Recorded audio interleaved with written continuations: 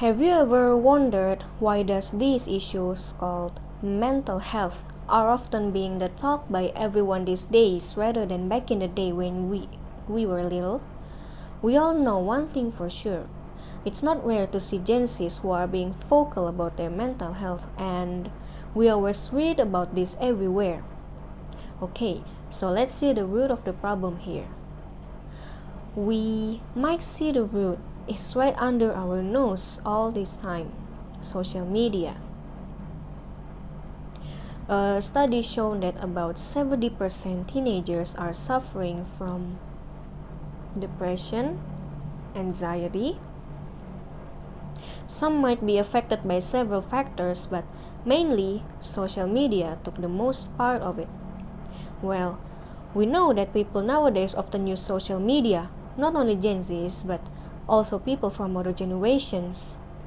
All of us, would use it any time of our life. When you're commuting, waiting in line, while killing time, or when you're bored, or even when you go to the bathroom. It's safe to say that social media is now a part of our life, whether you realize it or not. Okay, and how do these apps affect Gen Z's mental health? You see, some of them really consider social media to be the center of their life. They can't really be separated from it. They would want to know what's on the news, what's happening right now, or you might know it as fear of missing out. This would eventually lead them to keep scrolling for even hours without them even realizing it.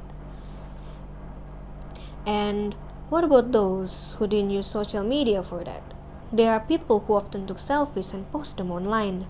And there's nothing wrong with that, no, but these people, although they are confident in those photos, they are still afraid of negative comments that came in for their selfies. Some of these negative comments contains things that isn't just about hate or ridicule, but also comments filled with sexual harassment that we can find among them. Eventually, their great confidence goes down the hill and they lose confidence in real life. Maybe some of you might never post anything, and that's okay. You'd still see contents without posting anything, and you would always see them.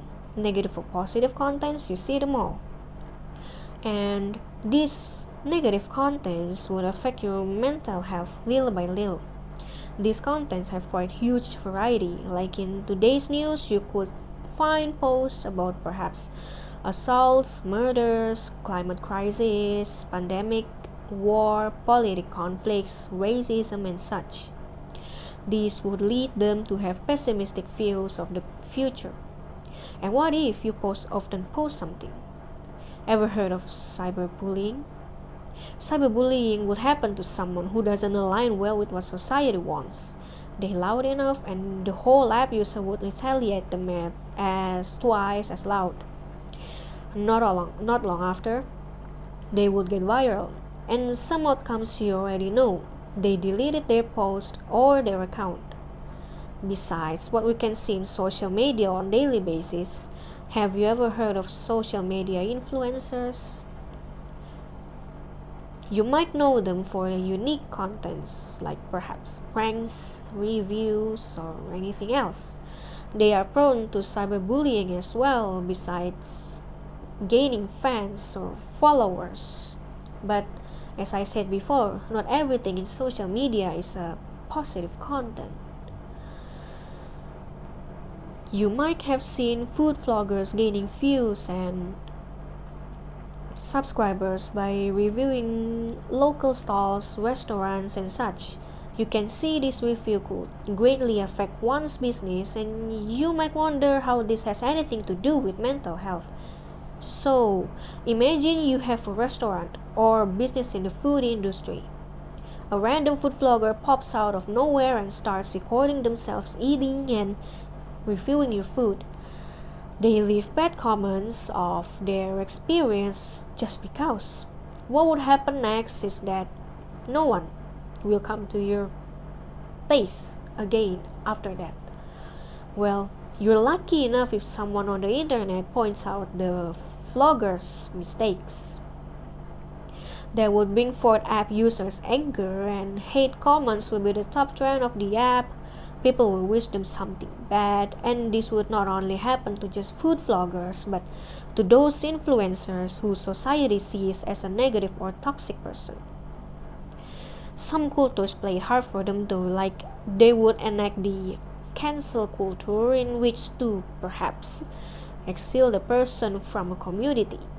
And all of these have a negative impact on oneself, such as depression, anxiety, losing motivation, and even losing energy. The more you spend time surfing social media or online, the lower your mental health be. So, what to do then to have a better mental health that can affect Gen Z's life positively? I often saw some memes that circulate through the internet though, that is to go out and touch some grass, to get away from online life and live a fulfilling life out there, like do your hobbies, achieving your goal, make some friends, or perhaps things as simple as spending time with your family. Not only this will improve your mood, but you'll also be productive and getting something done. It's good for the long run. There are many articles out there proving that being a social media addict won't do you any good and it would do you bad, but then again, don't treat them as a one time seeing content, but as something you will always remember. Thank you.